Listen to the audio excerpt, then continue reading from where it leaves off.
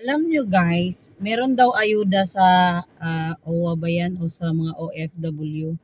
Paano naman kung kami ay naka-work sa malayo sa agency or sa office ng OFW guys, no?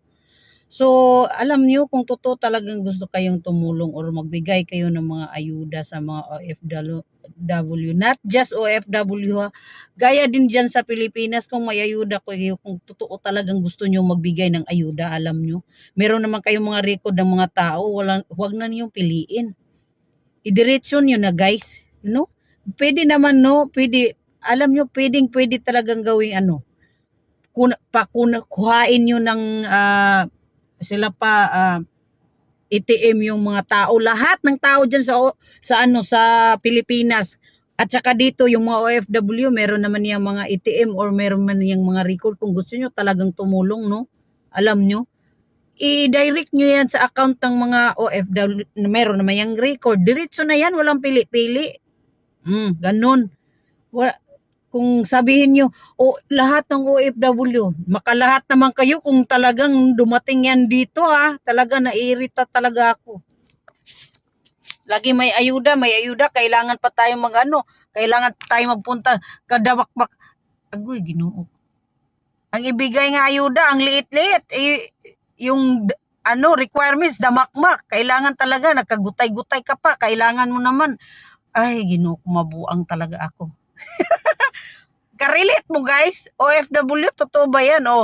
Sige, mag-comment ka diyan sa baba kung lahat ba kayo nakakuha ng ayuda, kung may ayuda sa sa UWA or sa yung sa gobyerno, kung nakarating ba yan diyan sa mga kamay nyo guys.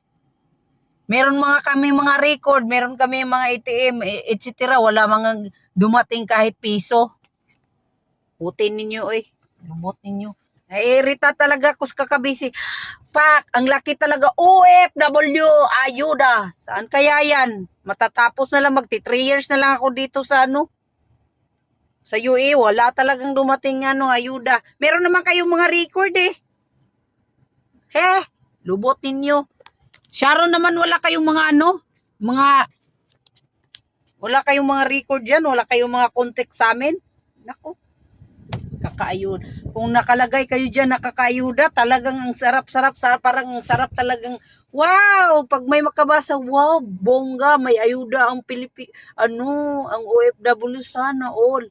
Sana all, walang na dumating, sana all, lubot ninyo, Ayan lang mo, pagingon-ingog na ayuda, kung damakmak po ng kuan. Sus, kung makaayuda, kinahanglan, mato pa dito sa